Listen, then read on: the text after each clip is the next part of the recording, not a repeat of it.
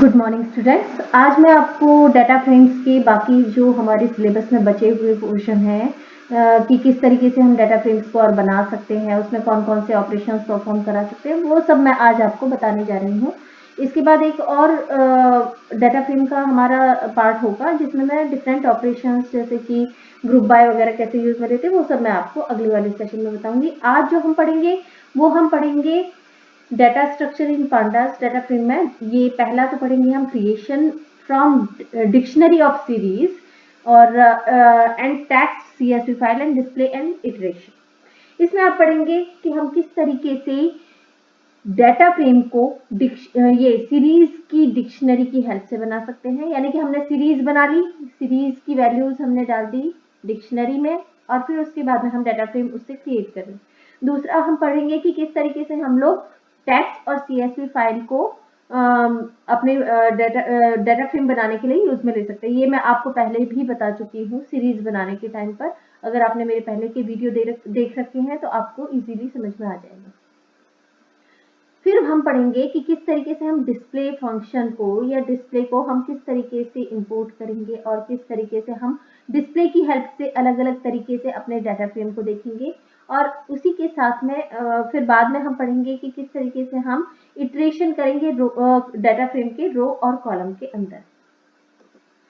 तो अब देखिए, सबसे पहला पोर्शन है हमारा data frame creation from dictionary of series. Series की डिक्शनरी की हेल्प से हम लोग डाटा फ्रेम क्रिएशन कर रहे हैं। ये देखिए, ये इतना तो आपको मालूम ही है कि अगर हमें सीरीज या डाटा फ्रेम क्रिएट करना है तो इंपोर्ट हमें करना पड़ेगा, इंपोर्ट पांडास एसपीटी। और फिर उसके बाद में देखिए ये मैं क्या कर रही हूँ, मैंने 3 सीरीज बना दी है। एक है एनएम, दूसरी है डिग्री के लिए डीईजी और तीसरी है स्कोर।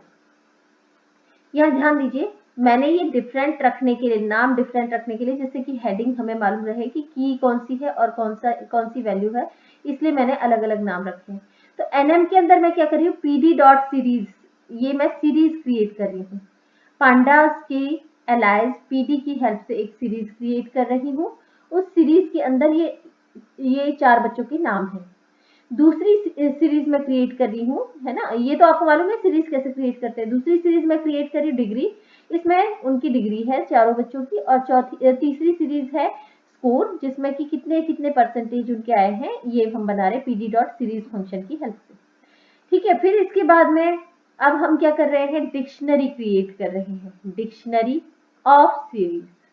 ठीक है, आप देख सकते हैं ये डिक्शनरी, डिक्ट नाम का एक वेरिएबल ले लिया, इक्वल्स टू, यहाँ ये कर्ली ब्रेसेस क्या रिप्रेजेंट करते हैं कि ये एक डिक्शनरी है। इसमें मैंने की बना दिया है नेम, डिग्री एंड स्कोर।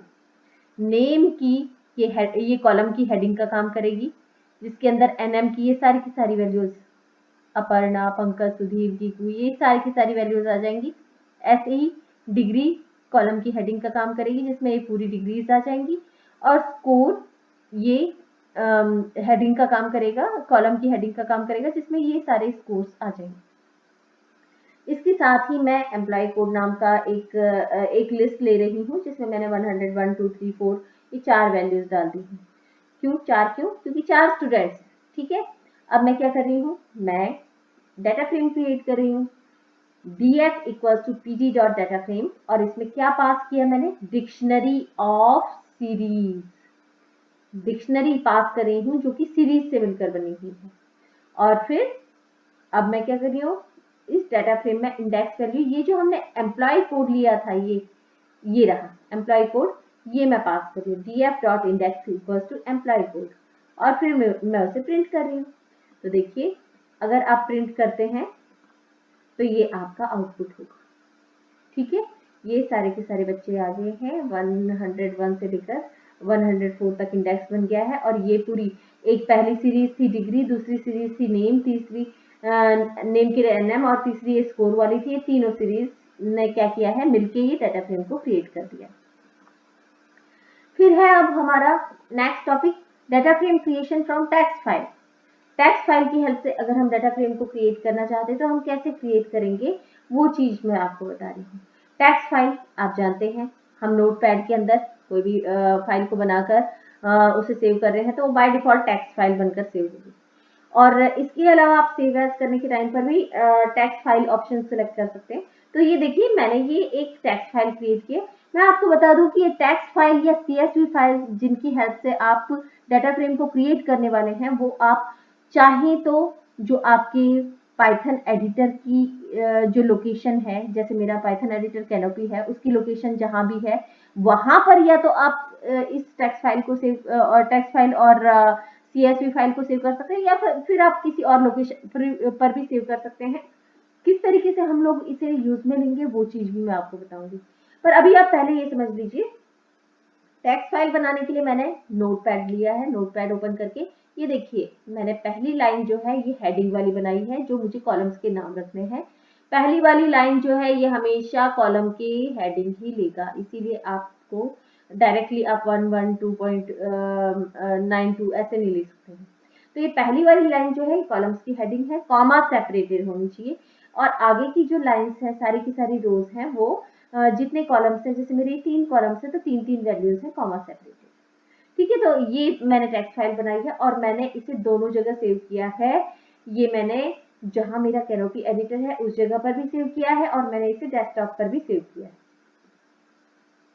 तो अब आप देखिए, अगर आप ये इसको अपने प्रोग्राम में इस फाइल को, ये स्टूडेंट डॉट ये dist.txt फाइल थी हमारी, डिस्ट नाम था ना, हाँ ये dist.txt फाइल है, ये dist.txt।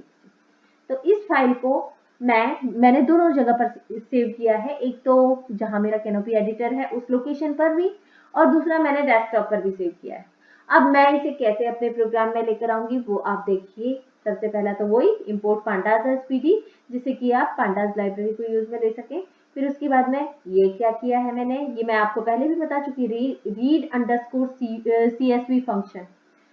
पांडास लाइब्रेरी के अंदर pd.read_csv फंक्शन होता है, जो आपकी टेक्स्ट फाइल को या CSV फाइल को रीड करने के लिए यूज में आता है।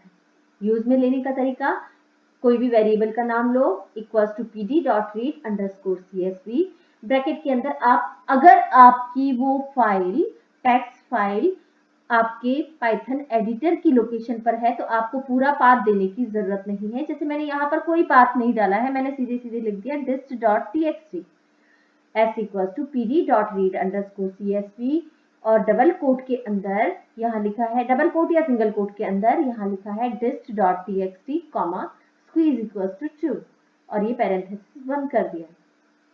ठीक है, ये था हमारा कि जिससे कि अगर हमने उसी लोकेशन पर फाइल सेव की है तो हम ये स्टेटमेंट लिखेंगे। अगर आपने फाइल बनाने के टाइम पर किसी और लोकेशन पर सेव की है, जैसे कि मैंने ये फाइल डेस्कटॉप पर भी सेव की है, तो देखिए आप यहाँ पर बाकी सारा सेम है, s equals to pd.read_csv, और डबल कोट के अंदर ये चेंज कहाँ है, ये इसका पाथ। मैंने क्या किया है, ये डेस्कटॉप का पाथ लिया है, सी के अंदर, यूजर्स के अंदर, एडमिन के अंदर डेस्कटॉप, और उसके बाद में ये फाइल का नाम डॉट एक्सटेंशन txt जो एक्सटेंशन।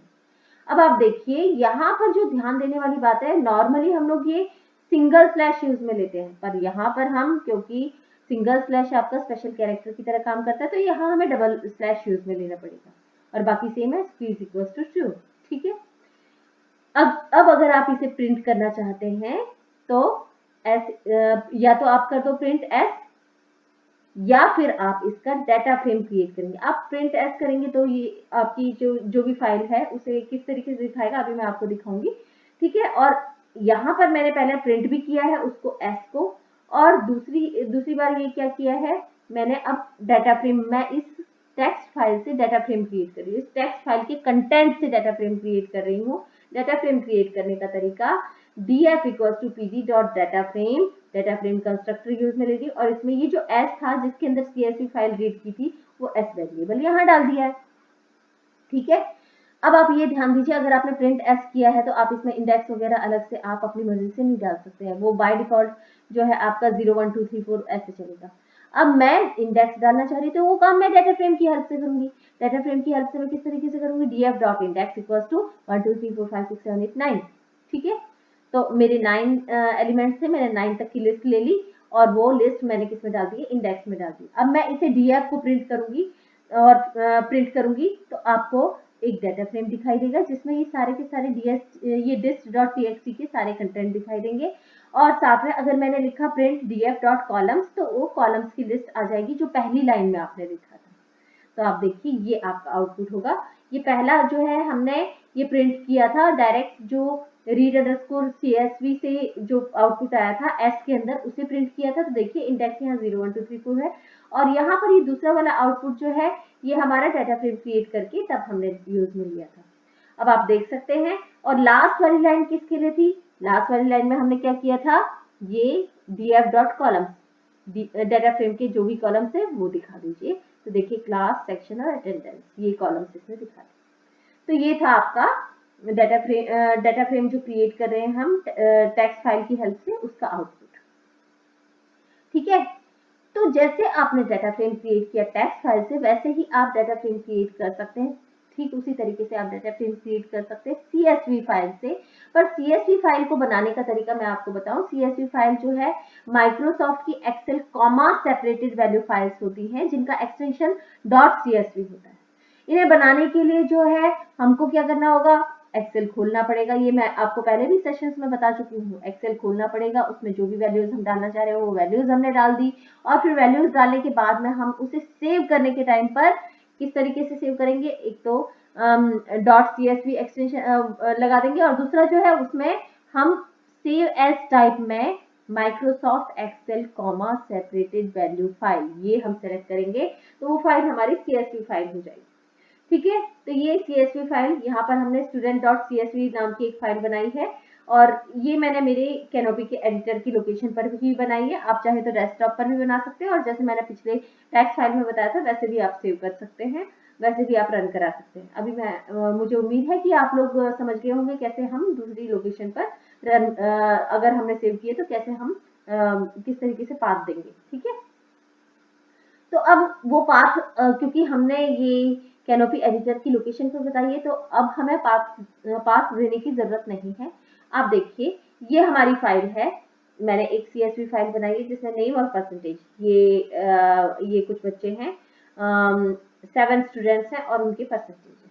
पहला वाला जो वो होगा, पहली वाली जो रो है वो रिप्रेजेंट कर रही है कॉलम के नेम को, इसीलिए आप ये ध्यान दीजिए कि कॉलम के पहले वाले को आप कॉलम का नाम ही लेंगे, नहीं तो ये आपका इंडेक्स या फिर कोई दूसरा प्रॉपर्टी डाटा फ्रेम की इसमें यूज नहीं करने देगा अगर आपने नहीं दिया तो अब आप देखिए यही काम किया है।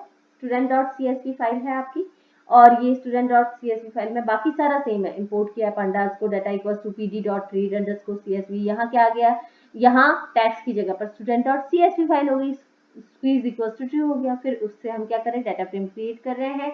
डाटा फ्रेम क्रिएट करने का तरीका df इक्वल्स टू pd.data और ये जो डाटा हमने pd.read_csv की हेल्प से student.csv का डाटा लिया था वो इसमें डाटा में है और इससे हम क्या कर रहे हैं, डाटा फ्रेम को क्रिएट कर रहे हैं। सारी वैल्यूज आ रही हैं df के अंदर।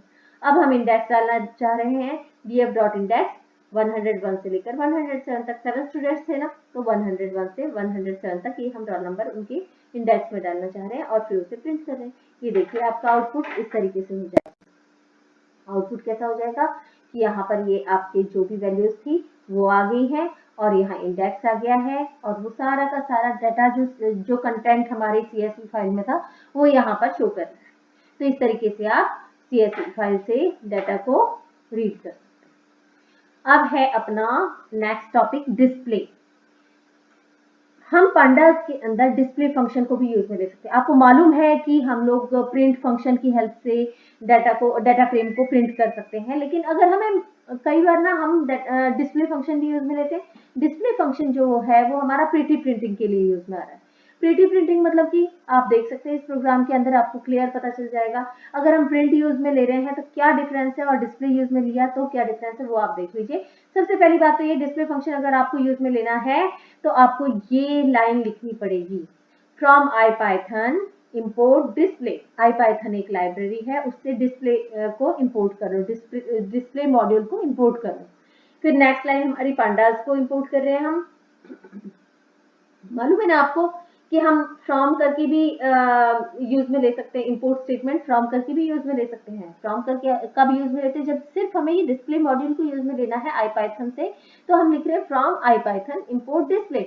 अगर हमें पूरा का पूरा आईपाइथन चाहिए होता तो हम लिखते इंपोर्ट आईपाइथन एज जो भी नाम देना चाह रहे हैं हम, आईपी या IP1 जो भी है वो हम देते। लेकिन यहाँ पर क्योंकि हमें फास्ट एक्सेसिंग करानी है और हम डिस्प्ले फंक्शन को सिर्फ हम डिस्प्ले मॉड्यूल को यूज में लेना चाह रहे हैं, तो हमने यहाँ लिखा है फ्रॉम आईपाइथन इंपोर्ट डिस्प्ले। फिर इसके बाद में क्या है, import pandas as PD. Import कर रहे हैं पांडास एज पीडी, पांडास को यूज में ले रहे हैं, क्यों, किस लिए, क्योंकि हमें डाटा फ्रेम क्रिएट करना है। ठीक है, तो अब ये क्या किया है, डिक्शनरी बनाई है जिसमें नेम के अंदर नेम तो की हो गई है, उसके अंदर ये कई सारे नाम है। ठीक है, दूसरी की डिग्री, उसमें कई सारे डिग्री, और तीसरी की स्कोर, उसमें कई सारे ये स्कोर्स, जितने जितने स्टूडेंट्स हैं उतने ही डिग्री और उतने ही स्कोर्स। अगर आपने कम दिए तो नॉट अ नंबर ले लेगा। ठीक है, ऐसे ही हम दूसरी डिक्शनरी बना रहे हैं, डिक्टू सेम है, बस मैंने 2 2 लगा दिया जिससे कि आपको क्लियर हो जाए कि हम मल्टीपल डाटा फ्रेम को अगर प्रिंट की हेल्प से शो करना चाहते तो वो कैसा दिखेगा, और डिस्प्ले की हेल्प से शो करना चाहते तो कैसा दिखेगा। तो देखिए 2 डाटा फ्रेम बना दिए हमने, df1 और df2। df1 के अंदर तो डिक्ट डाल दिया है, डिक्ट क्या था, ये पहला वाला, और df2 के अंदर हमने डिक्ट 2 डाल दिया, जिसके अंदर ये हर जगह पर 2 2 लिखा हुआ है। ठीक है, अब अगर हम इसे डिस्प्ले करेंगे, देखिए 2 तरीके से शो कर रही हूँ। पहले मैं शो कर रही हूँ डिस्प्ले डॉट डिस्प्ले फंक्शन की हेल्प से, और डाटा फ्रेम 1 और डाटा फ्रेम 2 दोनों को एक साथ प्रिंट करके कॉमा देकर। ठीक है, फिर उसके बाद में ये डिस्प्ले फंक्शन यूज में ले लिया है। फिर उसके बाद में नेक्स्ट 2 लाइन छोड़ी है, स्लैश n इंटू 2, 2 लाइन छोड़ के फिर मैंने अब ये प्रिंट फंक्शन की हेल्प से df1 और df2 को प्रिंट किया है।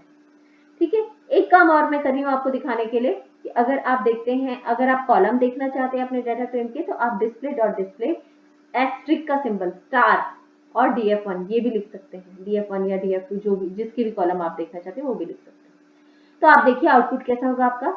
यहाँ देखिए पहली बार हमने क्या किया था, डिस्प्ले फंक्शन की हेल्प से डिस्प्ले किया था। ये देखिए डिस्प्ले फंक्शन की हेल्प से जो आया था पहला डाटा फ्रेम ये, और फिर नेक्स्ट लाइन में दूसरा डाटा फ्रेम शुरू हुआ था।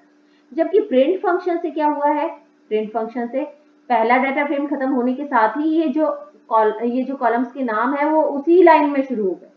तो यहाँ हमारी प्रीटी प्रिंटिंग तो हुई नहीं, यूजर फ्रेंडली प्रिंटिंग तो हुई नहीं। तो इसके लिए ये काम नहीं हो, इसके लिए हम लोग डिस्प्ले फंक्शन को यूज में लेंगे। ठीक है, और देखिए फिर थर्ड लास्ट जो आउटपुट था हमारा, डिस्प्ले डॉट डिस्प्ले करके स्टार df1 क्या कर रहा था, कॉलम्स के नाम बता रहा था। कॉलम्स कौन कौन से हैं, डिग्री, नेम और स्कोर। डाटा फ्रेम 1 में तो ये डिग्री, नेम और स्कोर है ना। अगर हम यहाँ पर df2 लिखते तो क्या आता, डिग्री 2, नेम 2 और स्कोर 2 ये आता। ठीक है, तो ये था हमारा डिस्प्ले फंक्शन। उसके बाद में हम डिस्प्ले फंक्शन के साथ में बहुत कुछ कर सकते हैं। आपको ये मैं प्रैक्टिकली ज़्यादा अच्छे से बता पाऊंगी, अभी मैं ये प्रैक्टिकली करने के लिए मैं आपको दिखा नहीं पाऊंगी कि कितना बड़ा एक्चुअली आउटपुट बहुत बड़ा बड़ा आता है, इसीलिए मैं प्रैक्टिकली करते हुए दिखाने के टाइम पर ही आपको ज़्यादा अच्छे से बता पाऊंगी। लेकिन अभी मैं आपको क्लियर कर दूं, एक तो प्रोग्राम बताऊंगी कि किस तरीके से हमें करना है, आप चाहे तो करके देख सकते हैं। देखिए होता क्या है, पांडास के अंदर जब हम डाटा फ्रेम को यूज में ले रहे हैं तो मैक्सिमम 20 कॉलम्स और 60 रोज ही दिखाई देती है।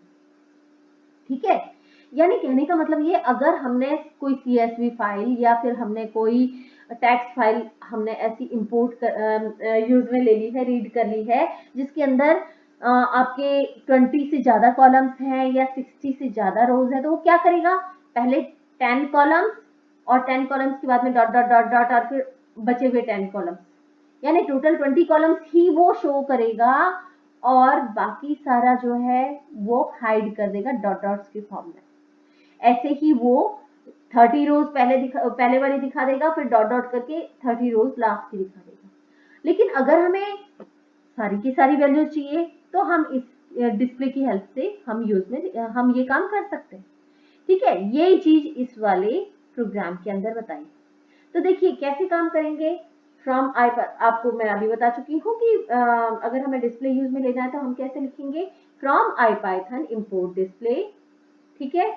और डाटा फ्रेम बनाने के लिए इम्पोर्ट pandas svg, फिर डाटा फ्रेम क्रिएट कर रहे हैं किससे, एक फाइल मैंने बना दी है data.csv नाम की, उसमें मैंने ढेर सारे कॉलम्स बना दिए हैं, अप्रोक्सीमेटली 54 कॉलम्स मैंने बनाए हैं। उस फाइल को रीड कर रहे हैं, 54 कॉलम्स हैं और मेरे ख्याल से 200 समथिंग रोज हैं उसमें, उस डाटा फाइल में। मैं आपको प्रैक्टिकली करने के टाइम पर दिखा दूंगी, ठीक है।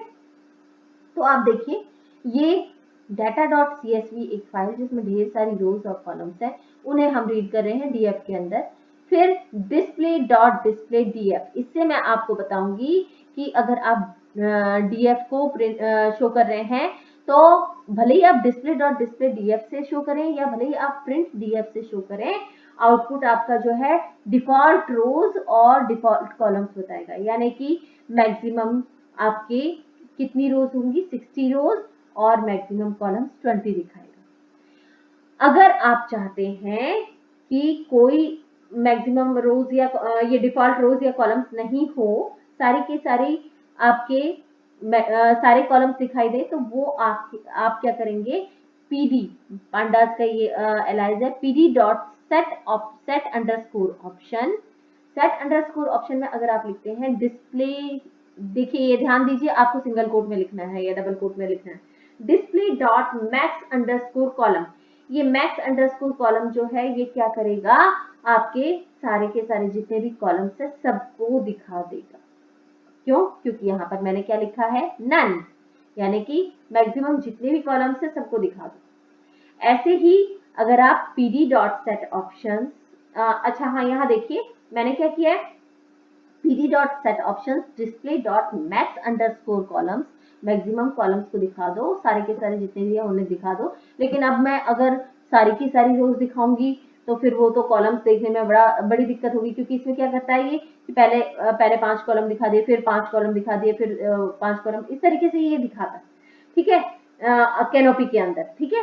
तो अगर हमें ढंग से आउटपुट देखना है कि display dot max underscore columns का क्या फायदा है, कैसे दिखा रहा है, तो हम ये पूरी की पूरी रोज नहीं देखकर df डॉट हेड, हेड क्या करेगा, सिर्फ ऊपर की 5 रोज दिखा देगा, ठीक है। तो ये हम प्रिंट कर रहे हैं, तो इससे सेट ऑप्शन से क्या होगा, सारे के सारे कॉलम्स और सिर्फ 5 रोज दिखाएगा। ऐसे ही अगर आप सारी रोज देखना चाहते हैं तो उसके लिए आप क्या यूज में लेंगे, pd dot set option, set underscore option, और ब्रैकेट के अंदर यहाँ पर क्या लिखा है, सिंगल कोट में display dot max underscore rows, और फिर कॉमा नन, मैक्सिमम जितनी भी रोज हैं, for setting for to display all the rows and default 20 column, है ना।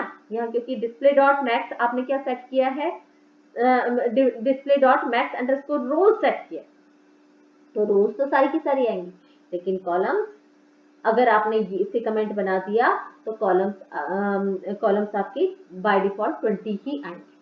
फिर आप प्रिंट करके ऑप्शन आउटपुट देख सकते हैं। ऐसे ही अगर आप सिर्फ 4 कॉलम देखना चाहते हैं तो आप लिखेंगे pd dot set underscore option और display dot max underscore columns और उसके आगे लिख दिए 4, तो इससे क्या होगा, आप 4 ही कॉलम्स देख पाएंगे। और आउटपुट देखने के लिए, क्योंकि आपको देखना है कि 4 से ज्यादा तो नहीं है, तो आप ये हेड को यूज में ले रहे हैं क्योंकि आपको कॉलम पर फोकस करना है।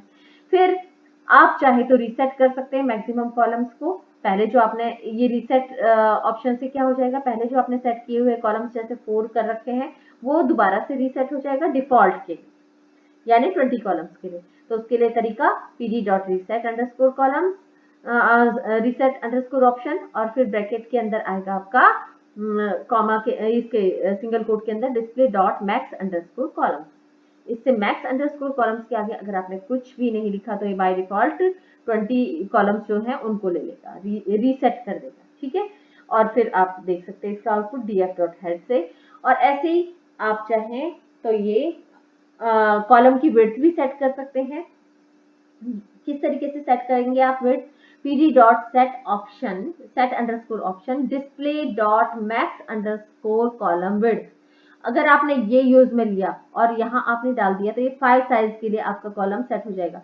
अगर आपका डाटा बहुत बड़ा है, जैसे आपके ये नाम वगैरह जो है उसकी CSV फाइल के अंदर अगर जैसे नाम बहुत बड़े बड़े हैं तो आपके ये नाम के कुछ ही कैरेक्टर्स दिखाई देंगे और बाकी सारे डॉट डॉट के फॉर्म में दिखाई देंगे, ठीक है। और फिर उसके बाद में आप ऐसे ही ये प्रिंट करें df डॉट हेड से, और ऐसे ही आपका क्या है pd, ये आपका डिस्प्ले डॉट प्रेसिशन, अगला ऑप्शन है आपका pd dot set option display dot precision. Precision से क्या होगा कि ये करेगा, ये आपका सेट करेगा फ्लोट प्रेसिशन, ठीक है। यानी कि ये कहना चाह रहा है कि 1 डिजिट के बाद में आपका पॉइंट आएगा और आगे की जो भी आपकी वैल्यू है वो चेंज होगी, ठीक है।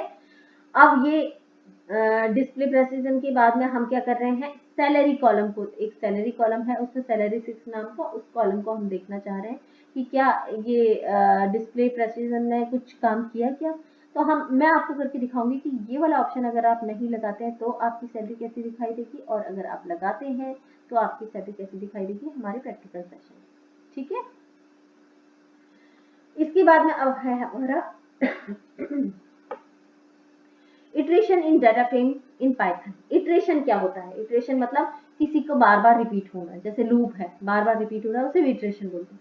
तो पांडास की डाटा फ्रेम में हम एलिमेंट्स को दो तरीके से देख सकते हैं, या तो हम रो वाइज देखें कि पहले फर्स्ट रो, फिर सेकेंड, फिर थर्ड, फोर्थ, और या फिर हम कॉलम वाइज देखें कि पहले हम पहले कॉलम की वैल्यूज देख रहे हैं, फिर दूसरे कॉलम की, फिर तीसरे की, फिर चौथे की, इस तरीके से, ठीक है। तो इसे कहते हैं इटरेशन इन डाटा फ्रेम, ठीक है। तो अब आप देखिए पहला है हमारा इटरेटिंग ओवर रोज। अगर हमें रोज पर इटरेट करना है, हमें 1 बाय 1 रोज को देखना है, तो उसके लिए हमारे पास में 3 फंक्शन है। पहला फंक्शन है इटर आइटम, दूसरा फंक्शन है इटर रोज, और तीसरा है इटर टपल। इटरेशन से इटर, ये किसे रिपीट करेगा, आइटम्स को। इटर रोज किसे रिपीट करेगा, रोज को। और इटर टपल क्या करेगा, पूरी टेबल के एक टपल, टपल मीन्स रो का एक टपल बना लेगा और उस टपल को रिपीट करेगा, ठीक है, दिखाएगा। अब आप देखिए किस तरीके से काम करेगा। तो सबसे पहले ये मैं आपको बता दूं, ये तो हमारा सिंपल प्रोग्राम है जिसके अंदर हमने इन तीनों में से कोई फंक्शन यूज में नहीं लिया है। ये आपको दिखा दूं मैं कि इंपोर्ट किया पांडास एसपीटी और एक डिक्शनरी ली है जिसमें नेम अपर्णा और पंकज, सुधीर, गीकू, ये सब है, डिग्री है, स्कोर है, ये पहला वाला ही प्रोग्राम है। और बस मैंने क्या किया, df equal to pd dot data frame create करके उसे प्रिंट कर दिया है, और आउटपुट आप देख सकते हैं ये। अब अगर हम इस वाले प्रोग्राम, सेम प्रोग्राम के साथ में अगर हम ये 1 बाय 1 हम करके देखेंगे, पहले इटर आइटम्स फंक्शन यूज में लेकर देखेंगे, फिर इटर रोज यूज में लेकर देखेंगे, फिर इटर टपल्स यूज में लेकर देखेंगे। तो आप देखिए अगर हम इटर आइटम्स यूज में ले रहे हैं तो देखिए कहाँ चेंज किया। इंपोर्ट तो ये ऐसा कैसे करें, इंपोर्ट पांडास एसपीजी, और वही डिक्शनरी ले ली जिसमें नेम है 4 बच्चों के, उनकी डिग्री और स्कोर है, और फिर ये डाटा फ्रेम क्रिएट कर दिया df equals to pd dot data frame. और फिर उसके बाद में यहाँ पर चेंज है आपका, प्रिंट की जगह पर क्या किया है, फॉर की comma value in df dot hitter items, क्योंकि आइटम्स हैं तो ये हमें बताना पड़ेगा कि की भी चाहिए, वैल्यू भी चाहिए, ठीक है। तो ये पहले क्या करेगा, की और वैल्यू का पेयर बनाएगा। पहले की क्या है, नेम, और उसकी वैल्यू क्या है, अपर्णा। तो ये इस तरीके से आपका प्रिंट करके देगा, और नेक्स्ट लाइन में प्रिंट करके नेक्स्ट लाइन में जाएगा। तो देखिए आप पहली पहली की क्या है, नेम, नेम पहला अपर्णा आ गया, फिर पंकज आ गया, फिर सुधीर, फिर गीतू आ गया। फिर दूसरी की क्या है, डिग्री, फिर डिग्री के ये पूरे के पूरे आइटम्स, इटर आइटम्स एक एक करके इसने क्या किया है, एक एक इसमें इसने क्या किया, एक कॉलम को पकड़ा है, उसकी सारी की सारी रोज को प्रिंट कर दिया, दूसरे कॉलम को पकड़ा है, उसकी सारी की सारी रोज को प्रिंट कर दिया, फिर तीसरे कॉलम को पकड़ा है, उसकी सारी की सारी रोज को प्रिंट कर दिया, है ना। तो ये इटर आइटम क्या कर रहा है, हर कॉलम की 1 आइटम को लेकर ये इटरेशन कर रहा है। नेक्स्ट है आपका इटर रोज। इटर रोज क्या करेगा, ये रो वाइज लेगा, बाकी सारा सेम है, इंपोर्ट किया पांडास को, और फिर उसके बाद में डिक्शनरी वही सेम है, और फिर डाटा फ्रेम बना दिया। और फिर यहाँ पर देखिए for I comma J in df dot iterrows, data frame के अंदर इटर रोज के लिए आप आई और जे, आई रिप्रेजेंट करेगा रो को और जे रिप्रेजेंट करेगा कॉलम को, तो पहले फर्स्ट रो का जो भी कॉलम है फर्स्ट कॉलम, फिर फर्स्ट रो का ही सेकंड कॉलम, फिर फर्स्ट रो का ही थर्ड कॉलम, इस तरीके से प्रिंट होगा। ये आप देखिए, फर्स्ट रो का फर्स्ट कॉलम नेम अपर्णा, उसकी वैल्यू होगी, और सेकंड कॉलम फर्स्ट रो का 0th इंडेक्स वाली रो का जो पहला कॉलम है, सेकंड कॉलम है डिग्री MBA, फिर उसका स्कोर 90। ये फर्स्ट पूरी की पूरी रो की डिटेल कंप्लीट हुई, फिर सेकंड रो की डिटेल कंप्लीट हुई, फिर थर्ड की, और फिर फोर्थ की, एंड सो ऑन। ठीक है, तो ये काम था आपका इटर रोज। ये रो वाइज बता रहा है कि पहले एक पूरी रो की इंफॉर्मेशन कंप्लीट की, फिर दूसरी रो की, फिर तीसरी की, और फिर चौथी। ठीक है, इसके बाद में अब हमारा नेक्स्ट आ रहा है इटरेशन ओवर रोज का थर्ड फंक्शन आ रहा है इटर टपल्स। इटर टपल्स क्या करेगा? इटर टपल्स टपल के फॉर्म में आपको आउटपुट देगा। आपने MySQL में भी पढ़ा है टपल क्या होता है, एक रो जो होती है वो टपल है। अगर आप ये देखिए, बाकी सारा सेम है, इंपोर्ट किया पांडास को, डिक्शनरी ली, डाटा फ्रेम बनाया। अब डाटा फ्रेम बनाने के बाद में आपका टेबल कैसे दिखाई देगा? एक कॉलम नेम, दूसरा कॉलम डिग्री, तीसरा स्कोर। नेम में पहली वाली वैल्यू क्या होगी? पहली वाली वैल्यू जाएगी अपर्णा, और डिग्री में पहली वैल्यू जाएगी MBA, ऐसे ही स्कोर में पहली वैल्यू जाएगी 90। तो ये अपर्णा, MBA और 90 इन तीनों को मिलाकर पहली टपल बनेगी। ऐसी पंकज BCA और 40 को मिलाकर दूसरी टपल, सुधीर MTech और 80 को मिलाकर तीसरी, और गीकू MBA और 98 को मिलाकर चौथी टपल। ठीक है, तो यहाँ पर देखिए क्या किया है डाटा फ्रेम बनाने के बाद में। अब यहाँ पर क्या कर रहे हैं, for I in df dot iter tuple. I क्या करेगा? पहले फर्स्ट टपल को लेगा और उसे प्रिंट करेगा, फिर दूसरी टपल को, फिर तीसरी को, और देखिए आपका आउटपुट ऐसे आएगा। पहले फर्स्ट टपल अपर्णा MBA 90, दूसरी tuple name Pankaj, degree BCA, score 40, और एंड सो ऑन, टपल के फॉर्म। ठीक है, ये पैरेंथेसिस यूज में लेगा। तो ये है आपका इटर टपल फंक्शन। अब आपका लास्ट है इटरेटिंग ओवर कॉलम्स। अगर आप कॉलम्स पर इटरेटिंग करना चाहते हैं, आप कॉलम वाइज डाटा को डिस्प्ले करना चाहते हैं, देखना चाहते हैं, इटरेटिंग करना चाहते हैं, लूपिंग करना चाहते हैं, तो उसके लिए आपको सबसे पहली शर्त ये है कि आपको डाटा फ्रेम को लिस्ट में कन्वर्ट करना पड़ेगा, और फिर उसके बाद में आप उस लिस्ट के थ्रू डाटा फ्रेम के कॉलम्स को देख सकते हैं। जैसे आप ये यहाँ देखिए, इंपोर्ट किया पांडास SPT, और फिर उसके बाद में डिक्शनरी ली है, वही सेम डिक्शनरी हमारी, और फिर उसके बाद में डाटा फ्रेम बना दिया है। अब यहाँ देखिए, यहाँ से आपका नया शुरू होता है, columns equals to list, list में कन्वर्ट किया है डाटा फ्रेम को DF, और फिर हम क्या कर रहे हैं, फॉर आई इन कॉलम्स, आई वो क्या करेगा, एक्सेस करेगा 1 by 1, और पर हम प्रिंट क्या कर रहे हैं, DF का आई और फिर आई का सेकेंड पोर्शन, यानी जो भी है आई उसका सेकेंड पोर्शन, सेकेंड इंडेक्स मतलब क्या हुआ कि जो भी आपका थर्ड एलिमेंट, सेकेंड इंडेक्स मतलब थर्ड एलिमेंट 0 1 2। ठीक है, तो ये क्या करेगा, हर कॉलम के थर्ड एलिमेंट को शो कर देगा। अब थर्ड एलिमेंट मतलब ये देखिए, हर कॉलम का थर्ड एलिमेंट, ये नेम कॉलम का थर्ड एलिमेंट सुधीर, इसका डिग्री कॉलम का थर्ड एलिमेंट MTech, स्कोर का थर्ड एलिमेंट 80, तो आपका आउटपुट आएगा सुधीर MTech 80। ठीक है, तो ये था आपका बचा हुआ पोर्शन जो कि आपका डाटा फ्रेम में आपको पढ़ना है, अब आगे प्रैक्टिकली करके देखना है। आज के लिए इतना ही। आई होप आपको समझ में आ गया होगा। आप इसे कॉपी में भी नोट कर अच्छे से नोट्स वगैरह बनाएंगे। धन्यवाद।